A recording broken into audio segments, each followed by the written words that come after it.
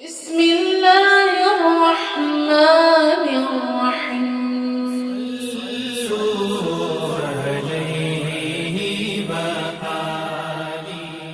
صحیح بخاری حدیث نمبر 401۔ عبداللہ بن مسعود نے فرمایا کہ نبی صلی اللہ علیہ وسلم نے نماز پڑھائی۔ ابراہیم نے کہا مجھے نہیں معلوم کہ نماز میں زیادتی ہوئی یا کمی۔ پھر جب آپ نے سلام پھیرا تو آپ سے کہا گیا کہ یا رسول اللہ صلی اللہ علیہ وسلم کیا نماز میں کوئی نیا حکم آیا ہے؟ آپ نے فرمایا آخر کیا بات ہے؟ لوگوں نے کہا آپ نے اتنی رکعتیں پڑھی ہیں۔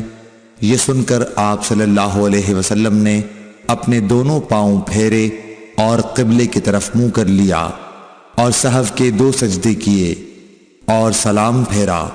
پھر ہماری طرف متوجہ ہوئے اور فرمایا کہ اگر نماز میں کوئی نیا حکم نازل ہوا ہوتا تو میں تمہیں پہلے ہی ضرور کہہ دیتا، لیکن میں تو تمہارے ہی جیسا آدمی ہوں، جس طرح تم بھولتے ہو میں بھی بھول جاتا ہوں، اس لیے جب میں بھول جایا کروں تو تم مجھے یاد دلایا کرو، اور اگر کسی کو نماز میں شک ہو جائے تو اس وقت ٹھیک بات سوچ لے اور اسی کے مطابق نماز پوری کرے، پھر سلام پھیر کر 2 سجدے سہو کے کر لے۔ صحیح بخاری حدیث نمبر 402۔ انس بن مالک رضی اللہ تعالی عنہ سے روایت ہے کہ عمر رضی اللہ تعالی عنہ نے فرمایا کہ میری 3 باتوں میں جو میرے منہ سے نکلا میرے رب نے ویسا ہی حکم فرمایا۔ میں نے کہا تھا کہ یا رسول اللہ صلی اللہ علیہ وسلم اگر ہم مقام ابراہیم کو نماز پڑھنے کی جگہ بنا سکتے تو اچھا ہوتا۔ اس پر یہ آیت نازل ہوئی اور تم مقام ابراہیم کو نماز پڑھنے کی جگہ بنا لو۔ دوسری آیت پردے کے بارے میں ہے۔ میں نے کہا تھا کہ یا رسول اللہ کاش آپ اپنی عورتوں کو پردے کا حکم دیتے، کیونکہ ان سے اچھے اور برے ہر طرح کے لوگ بات کرتے ہیں۔ اس پر پردے کی آیت نازل ہوئی۔ اور ایک مرتبہ حضور صلی اللہ علیہ وسلم کی بیویاں جوش و خروش میں آپ کی خدمت میں اتفاق کر کے کچھ مطالبات لے کر حاضر ہوئیں۔ میں نے ان سے کہا کہ ہو سکتا ہے کہ اللہ پاک تمہیں طلاق دلا دیں اور تمہارے بدلے تم سے بہتر مسلمہ بیویاں اپنے رسول صلی اللہ علیہ وسلم کو عنایت کریں، تو یہ آیت نازل ہوئی عسیٰ ربہ ان طلقکن ان یبدلہ ازواجا خیرا منکن۔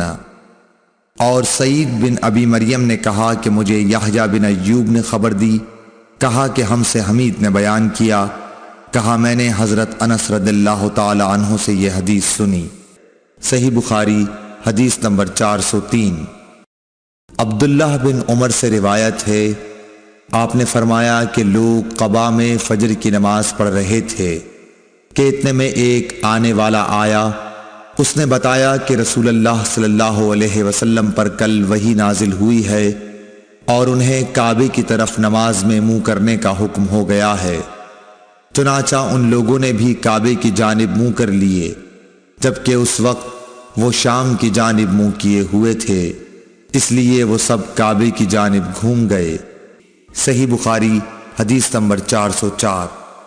جناب عبداللہ سے روایت ہے انہوں نے فرمایا کہ نبی کریم صلی اللہ علیہ وسلم نے بھولے سے ظہر کی نماز 1 مرتبہ 5 رکعت پڑھی۔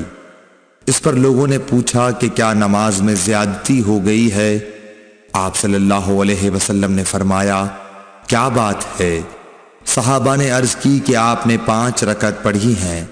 عبداللہ بن مسعود رضی اللہ تعالیٰ عنہ نے فرمایا کہ پھر آپ نے اپنے پاؤں موڑ لیے اور سہو کے 2 سجدے کیے۔ صحیح بخاری حدیث نمبر 405۔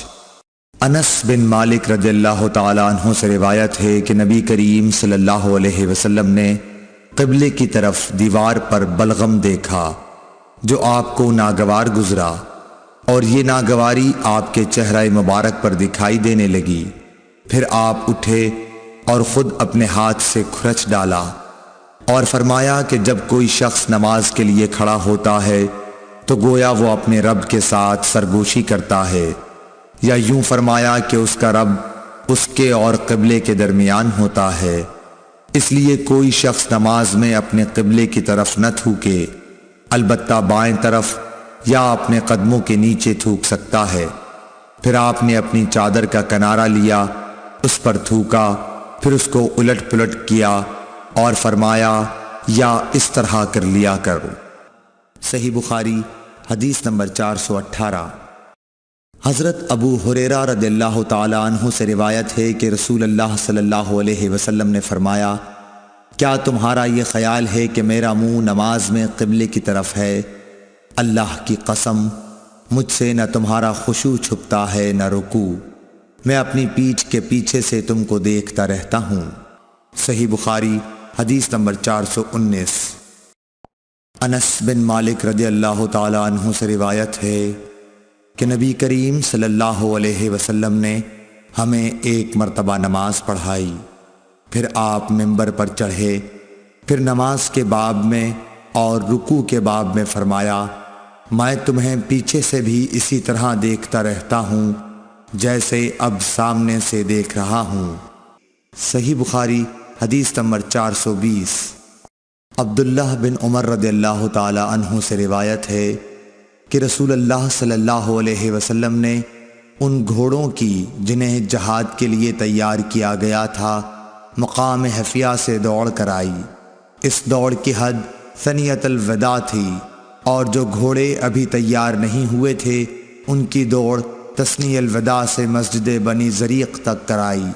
عبداللہ بن عمر رضی اللہ تعالی عنہ نے بھی اس گھوڑ دوڑ میں شرکت کی تھی۔ Thanks for watching. Don't forget to like, comment, share and subscribe to